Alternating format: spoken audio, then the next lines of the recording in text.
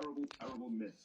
Rylan Clarke regurgitated, spouted most of that free iPad. Hang on. Rylan pointed out that, and we're talking about Rylan, who was presenting on This Morning last week, who pointed out that this country's built on immigration, that he was grateful to all of the migrants who've come to the NHS. There you go, Kevin Maguire, awful man.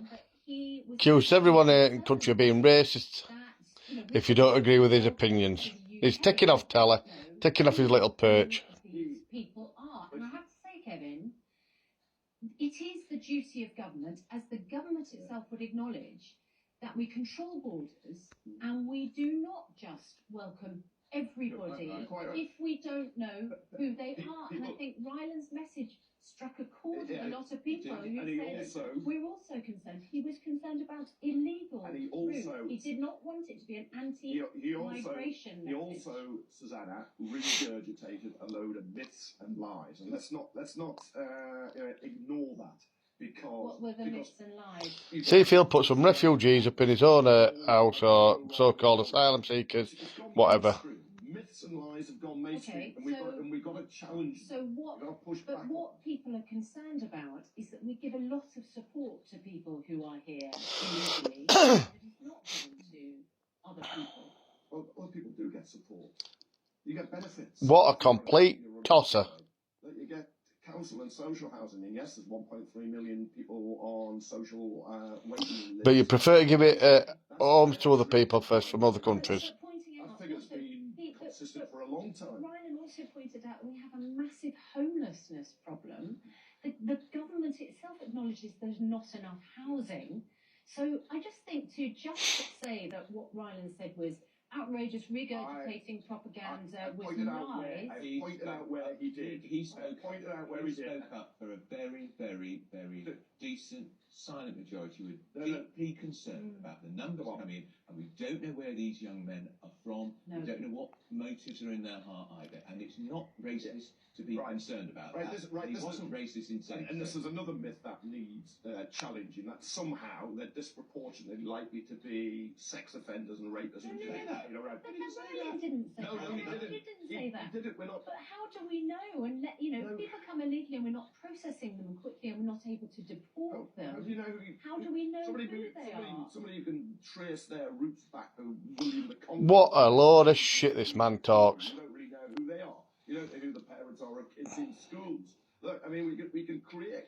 Same man who took his own kids out of school at school time and said because he can afford to go to China, that makes it him have the right to do so, compared to someone who's poor going on a camping trip. What's happening at the moment is we've gone back all the way to the worst aspects of the 1970s, where racism is becoming mainstream and myths and lies are being peddled. I understand that, but I think you're also... Because you want to fly the flag or say for Britain, you're racist. What a prick. People like me who dare to say there's a great concern that we're racist, and it's shocking to call people racist. Go on, Andrew, get him told. Decent people being very concerned about the impact on their communities, and they don't know where these young men are from. That's not racist to say that. You know, the tone of the whole debate has gone incredibly toxic. So shouldn't we just keep it calm then, and not start pointing fingers at individuals who are simply trying to express a view? Hang on.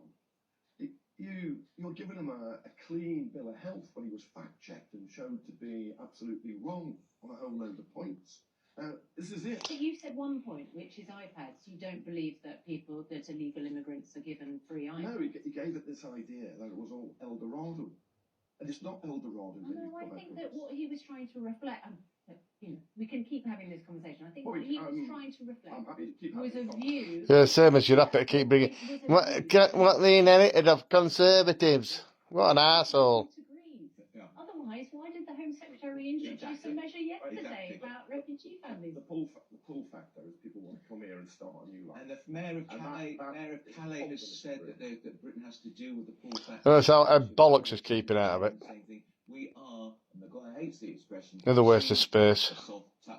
And that's why they're coming here. As people come here to work and have a new life, and often they come here because we went there. Okay.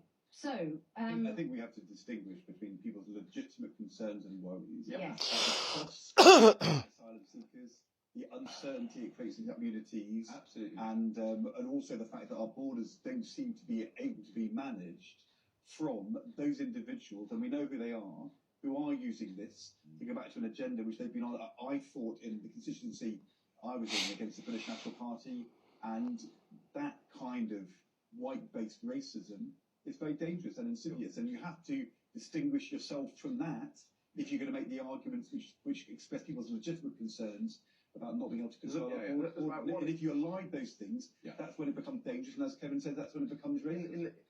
Polling showed, unless it's changed dramatically over the last few months, about 1 in 10 people in Britain are out-and-out racists who want everybody of different colours and backgrounds kicked out of the country.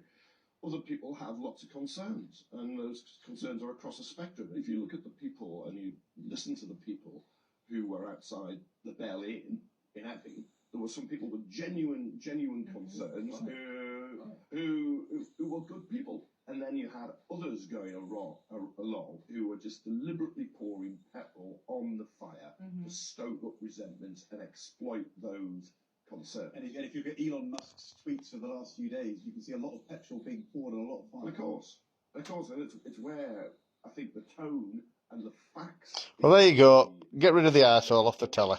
I also think people need